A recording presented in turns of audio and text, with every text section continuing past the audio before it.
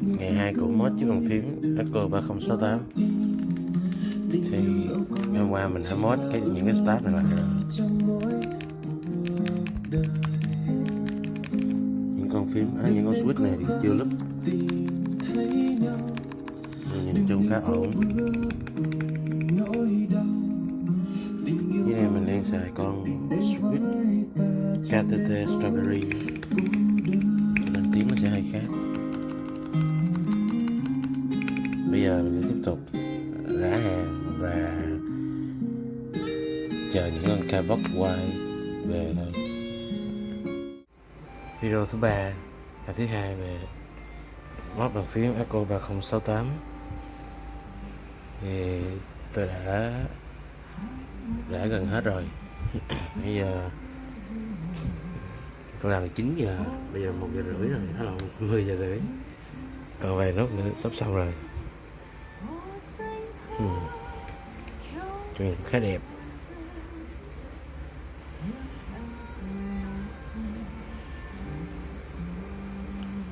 Cái này cũng bị hút đây nè, mới bỏ thêm chì vào.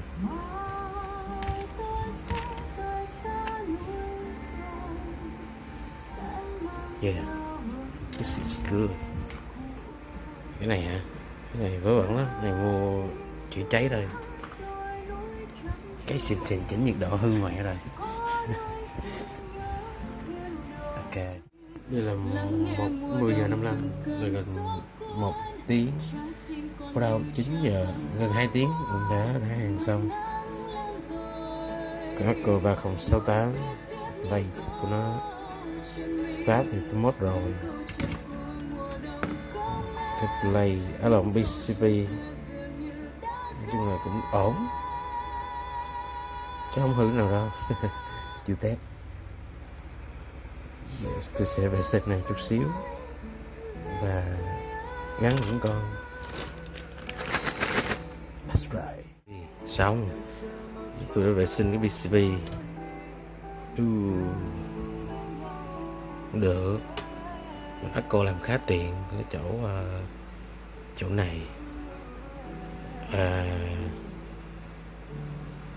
Không, đây. Cái này nó hàng chỉ là 2 cái pin vào thôi, cho nên thay thế rất là dễ. Good job Echo. Very nice. Cũng nguồn.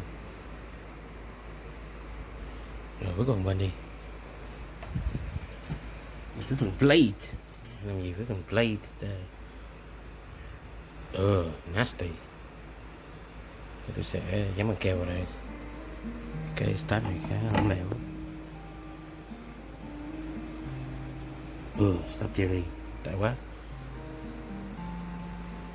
Ok. Xong những anh stabilizer. Bây giờ nó khá là chắc chắn rồi đó. Hàng vào thôi. Ok. Bây giờ mình đã hàng xong rồi. Máy sao tình hình nhìn xấu quá vậy thôi. Đi xấu thiệt. Non quá. Nhưng mà chắc ok thôi. Bây giờ mình nó sẽ hoạt động được. Đây. Bây giờ là chúng ta đã lắp switch xong, keyboard xong. Bây giờ tôi sẽ lắp keycap vào và test thôi.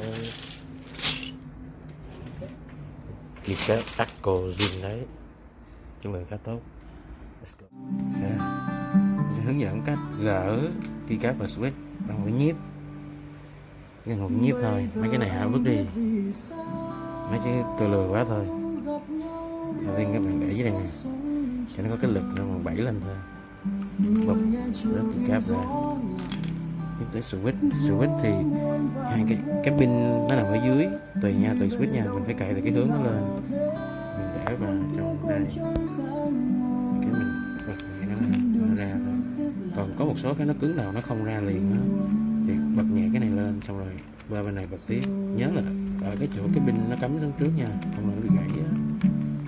Thế thôi. Rồi, gấp nó ra, vứt. thế một con khác vào, cắm vào cho đúng thôi.